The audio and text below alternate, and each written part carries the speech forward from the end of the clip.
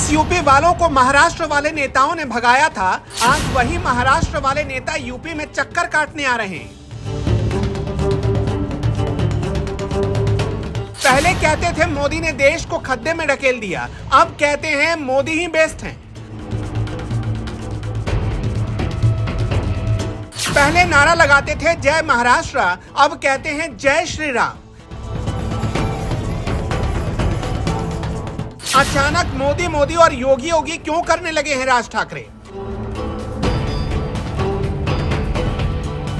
कहते हैं इतिहास खुद को दोहराता है और आज राज ठाकरे इतिहास के उसी बेरहम मोड़ पर आ पहुंचे हैं, जहां ना तो मोदी के नाम के बिना कुछ हो सकता है और ना ही भगवान श्री राम के नाम के बगैर। कभी कहा कि पीएम मोदी ने हर चीज का झूठा प्रचार किया, और तो और जानते हैं सर्जिकल स्ट्राइक पर सवाल उठाने वालों की लाइन में भी खड़े थे राज ठाकरे। कभी एयर स्ट्राइक पर अमित शाह से सवाल पूछ डाला था कि क्या एयर स्ट्राइक के को पायलट थे अमित शाह। अब वही राज ठाकरे बदल गए, बीजेपी की तारीफ करते हैं और बीजेपी राज ठाकरे की। हम आगे कुछ बताएं उससे पहले आप भी एक कमेंट करिए कि ऐसा क्यों हो रहा है और राज ठाकरे क्यों बदल गए। लेकिन क्या आप जानते हैं कि जिस यूपी वालों को महाराष्ट्र वाले नेताओं ने भगाया था, आज वही महाराष्ट्र वाले नेता यूपी में भी आ रहे हैं। खबर है कि राज ठाकरे ने 5 जून को अयोध्या जाने की योजना बनाई है, जिसमें 10,000 से अधिक मनसे कार्यकर्ताओं के साथ 1 दर्जन विशेष ट्रेन में उन्हें महाराष्ट्र से बिठाया जाएगा और सीधे अयोध्या लाया जाएगा। राज ठाकरे के अयोध्या दौरे से पहले शिवसेना के युवा नेता और राज्य के मंत्री आदित्य ठाकरे भी अयोध्या दौरे पर जाने वाले हैं। अगले 2 से 4 दिन में उनके दौरे की रूपरेखा तय हो जाएगी। यानी राज ठाकरे को भी राम के नाम का सहारा है और उद्धव के बेटे को भी।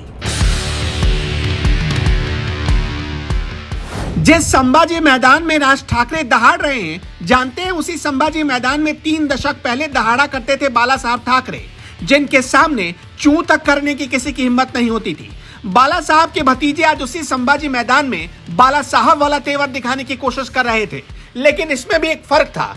3 दशक पहले वाले बाला साहब के पीछे पीछे राज ठाकरे नारा लगाते थे जय महाराष्ट्र, लेकिन आज जब राज ठाकरे का दौर आया तो नारा लग रहा था जय श्री राम, उसके बाद लग रहा था जय महाराष्ट्र।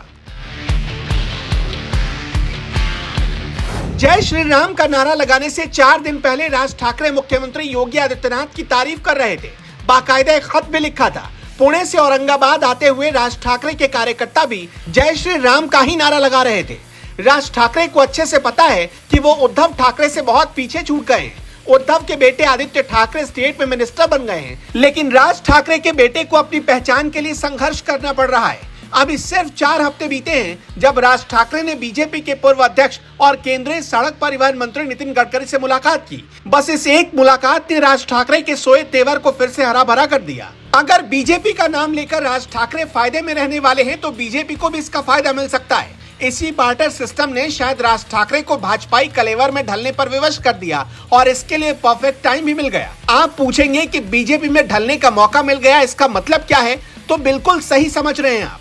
राज ठाकरे डायरेक्ट नाम नहीं लेते, लेकिन अब बीजेपी की हार्ड हिंदुत्व वाली पॉलिटिकल लाइन पर चल पड़े हैं। राज ठाकरे ने सालों पहले जो अपनी पार्टी बनाई, उसका रंग रोगन 1.5 साल पहले किया और उसके झंडे का रंग भगवा रखा। राज ठाकरे ने 2020 में ही पार्टी का नया झंडा और अपने बेटे अमित ठाकरे दोनों को लॉन्च किया था।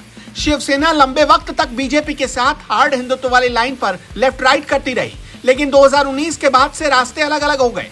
तब से ही बीजेपी को एक नए साथी की तलाश है और राज ठाकरे के तेवर और उस तेवर पर बीजेपी की खामोशी बता रही है कि दोनों अब करीब आ चुके हैं, ताकि राह से भटके उद्धव सरकार की कुर्सी हिला सके। मुंबई में 26% मराठी वोटर्स हैं, जबकि 64% उत्तर भारतीय, गुजराती और दूसरे वोटर्स। राज ठाकरे मराठी वोटर्स वाली पॉलिटिक्स करके देख चुके हैं, इसमें कोई फायदा नहीं मिला। जय श्री राम का नारा जैसे ही लगता है, उत्तर भारत के लोगों का सेंटिमेंट उसके साथ जुड़ जाता है। राज ठाकरे की पार्टी इस दाव के जरिए गैर मराठी वोटर्स के बीच अपना प्रभाव बढ़ाना चाहती है। वैसे आपको क्या लगता है, कभी मोदी पर सवाल उठाने वाले राज ठाकरे अचानक मोदी मोदी और योगी योगी क्यों करने लगे हैं? और महाराष्ट्र के 2 बड़े चेहरों को आखिर राम मंदिर की परिक्रमा क्यों करनी पड़ रही है? कमेंट में अपनी राय जरूर बताइएगा।